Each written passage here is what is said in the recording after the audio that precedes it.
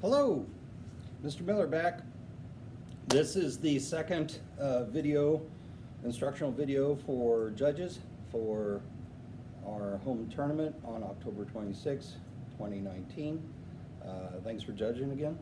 And this has to do mainly with policy making and what exactly that means as a judge. So, you're going to walk into the room. The kids should not be in the room before you show up. You come in the room, the kids come in, they sign their ballots, sign the ballot. You'll have 2 kids on the AF, 2 kids on the neg. You got 2 kids who are arguing that we should stop selling either a certain kind of weapon like drones, or they're going to argue that we should pick a country and stop selling to that particular country. So, then the negative team is going to get up, and then 2 kids there, 4 kids total, 4 total, 2 AF, 2 neg. The 2 neg kids will be arguing that we should continue to sell either the drones or we should continue to sell various weapons to this particular country. And then you as a member of Congress have to decide, should we keep selling or not, right? And they're going to give you reasons why you should or shouldn't sell. So, we're going to go over that. Now, the first thing I want you to, I'm going to show you here.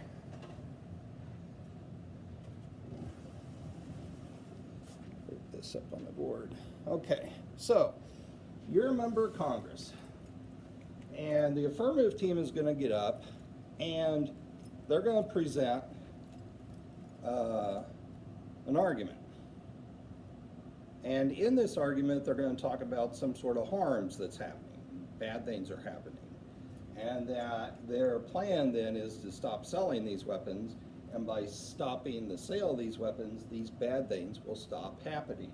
And so they have to have proof, or what we call solvency, that proves that by carrying out their plan, these bad things are going to stop, right? They'll solve the problems. Does that make sense? I hope so. If any of this doesn't make sense, text me. Now, and you're going to have some advantages. Good things are going to happen.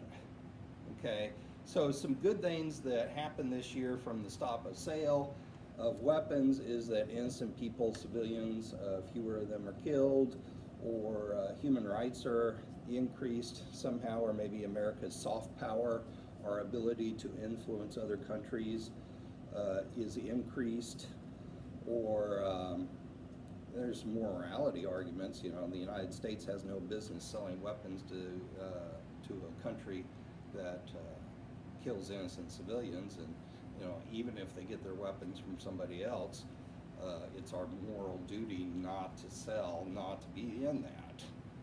There's that argument, right? So those are some potential advantages. And then you have potential negative disadvantages, bad things.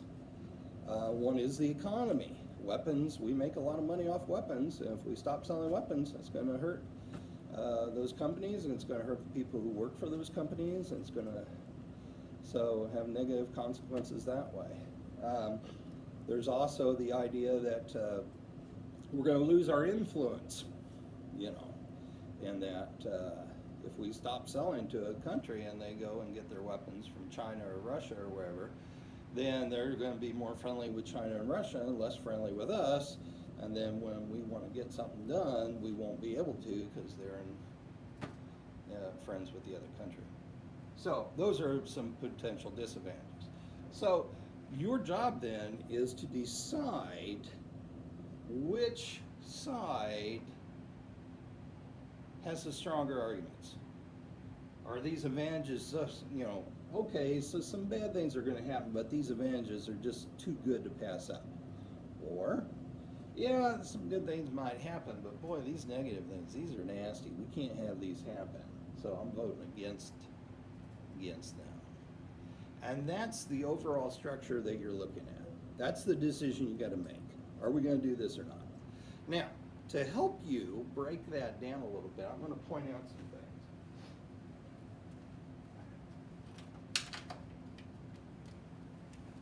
So, I'm back.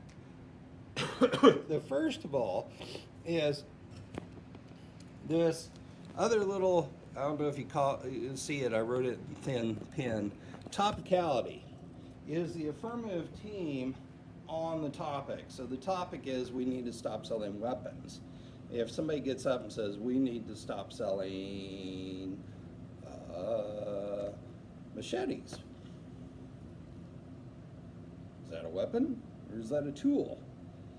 You know, and then you could argue, well, we're supposed to be talking about weapons and you're talking about a farm implement. So why are you doing this? So you might have something like that. I haven't seen a lot of topicality arguments this year. The biggest one is on size. They might pick out a really tiny country or a really tiny weapon and stop selling that particular weapon. But and then you have to decide, is this really a substantial sale or not? And if it's really tiny, you go, yeah, you guys, this is too tiny for us to worry about. You should have brought something bigger. But other than that, that's pretty much the only topicality issue we've been seeing anyway. Now, the big thing that I want to point out has to do with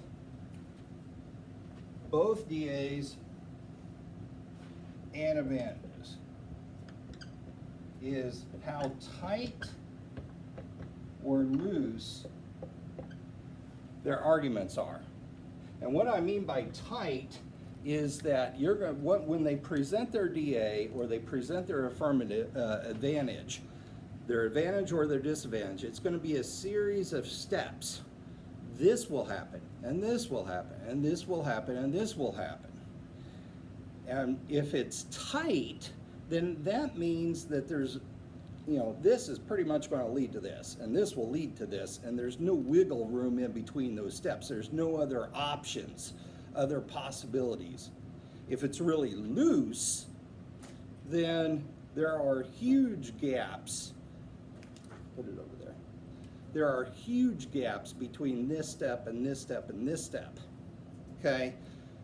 Example of a really tight argument. This year, we have our novice arguing, and their advantages, they have two advantages, and they're just one paragraph each, and that's very untraditional. Usually you have at least 3 different pieces of evidence for an advantage, but theirs is just one, but it's really tight because it has all the parts that you need in an advantage, but it's written by, a couple authors, but 2 authors, and one directly leads to the next. So there's no wiggle room between step, step, step.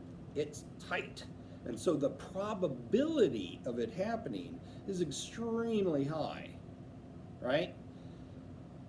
Whereas, I'm going to pick on one of these, in a disadvantage, a lot of times you'll hear, oh, it's going to end a nuclear war. The last step is nuclear war. But the steps to get to that nuclear war are so stretched out. Okay, it's so loose, and there's so many other possibilities that the probability of that nuclear war happening is so tiny, it's ridiculous. And it is a ridiculous argument. They'll read a piece of evidence that says this will increase tensions between countries, right? Next step, nuclear war. You go from increased tensions to nuclear war. Really? That's a huge jump. That's loose. Okay? And that's not a good argument. You're looking for the tight arguments, not the loose ones. Okay? You want the tight ones. And so you're looking at what is the probability of this happening. Debate for the last many years has gone with, which impact is the biggest, and nuke war is big, so people like to use it at the end. But quite frankly, I think you really need to really focus on what is the probability of this happening.